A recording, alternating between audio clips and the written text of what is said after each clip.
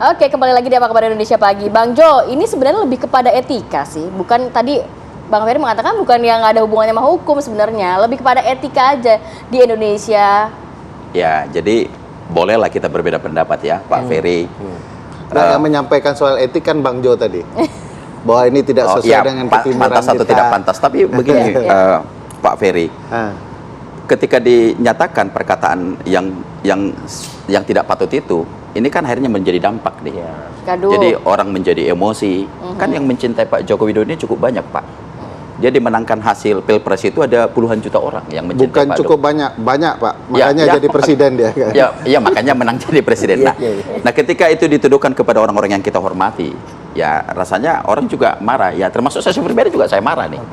Ya, soal Pak Rocky Gerung minta maaf, tadi saya sudah jawab. Ya, kita maafkan secara orang-orang timur ya.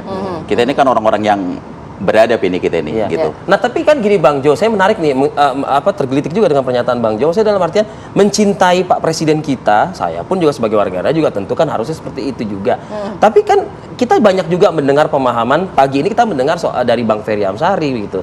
Artinya gini, kalau memang sebetulnya nggak masuk ini, yang ngapain dilakukan pelaporan ini ternyata gitu. Yang bilang nggak masuk siapa? Nah, tadi kita mendengar pendapat dari sisi pakar hukum.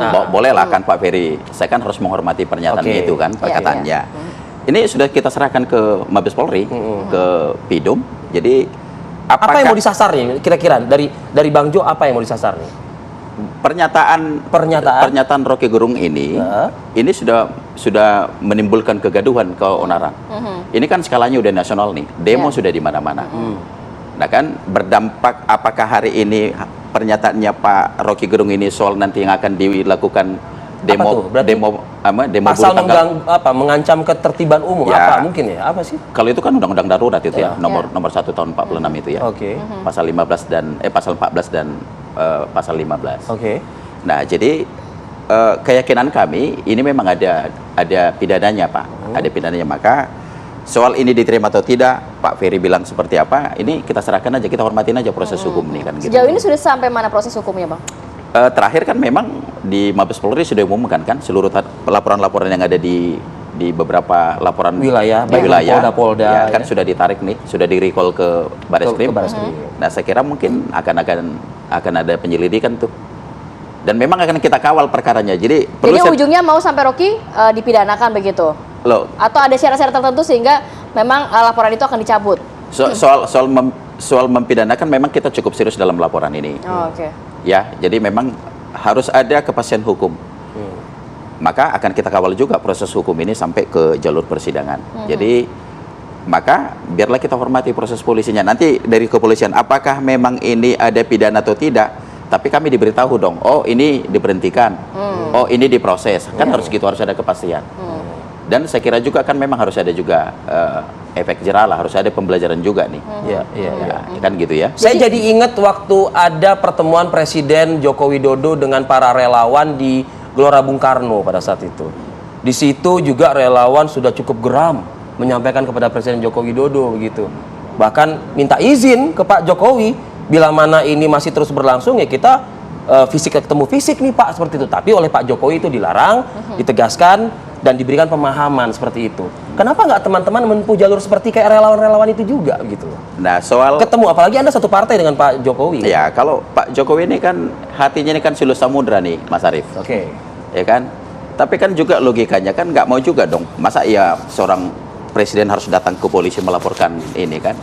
Saya kira maka dalam jawabannya Pak Jokowi yang kemarin, itu mah urusan kecil. Kerja aja saya mah kerja aja. Nah, tetapi kembali kepada kita kan diatur juga di peraturan kita di partai itu. Ketika memang terjadi pelanggaran-pelanggaran hukum, kami wajib melindungi kader kami gitu. Salah satu bentuk pelindungan terhadap kader begitu ya. Itu perintah di ADRT di peraturan partai kita. Gitu. Bang Ferry, tanggapannya Bang?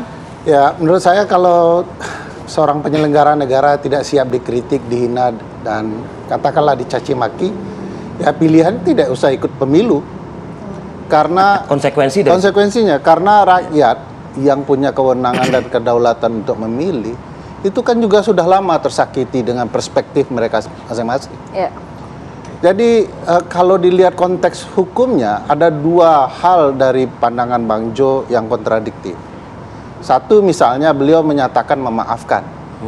Loh, Rocky salah ke Bang Jo apa? Kedua, kalau sudah memaafkan masih lapor begitu. Itu dua hal yang berbenturan. Kedua, problematika etik kalau dipidana berat nih. Karena ruang etik ya etik, ruang pidana ya pidana. Dalam konsep ketatanegaraan, lumrah bagi presiden menerima kritik. Karena apa? Karena dia powerful. Tidak butuh perlindungan PDIP, Bang Jo dan lain-lain. Semua alat kekuasaan ada di bawah tangannya. Oleh karena itu, presiden sadar betul, baik kritik, pujian bukan tipikalnya merespon berlebihan.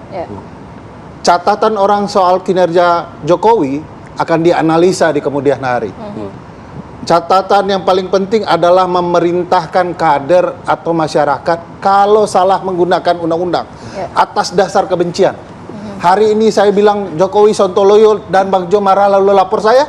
Padahal saya akan memberikan contoh kata-kata yang mungkin bisa bermasalah secara hukum. Contohnya itu.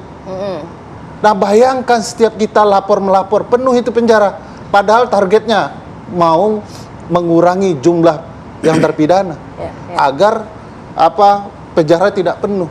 Jadi bagi saya ini konteksnya akan sangat politis. Ya. Kalau dibaca menjelang 2024, semua kemudian super sensitif ya. Apapun mau dilapor. Saya tidak terbayang kalau kemudian orang saling lapor. Dan menurut saya kalau kita menghormati konstitusi, sistem ketatanegaraan kita, ini harus mulai dipelajari untuk dimaklumi. Nah, Bang Jo yang mungkin belum maklum dengan Bang Rocky. Terakhir Anda? Saya boleh saya tanggapin. Boleh, silakan. Jadi jadi pernyataan itu kita urut tuh. Jadi bahwa kata-katanya Rocky Gerung ini memang sangat berbahaya nih.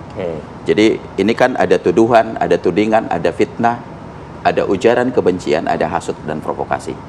Jadi dua diksi itu ya Bang ya? Ya, jadi ini semuanya kita laporkan nih Pak Ferry. Bukti sudah disiapkan? Sudah kita siapkan semua. Jadi problematikanya kan gini Bang Jo. Kalau Bang Jo berperspektif memberikan ruang kepada kepolisian, kepolisian itu bawahan Pak Presiden. Kalau mereka merespon tanpa ada unsur yang jelas dalam ketentuan undang-undang, semua orang akan berpikir ini perintah presiden di balik layar.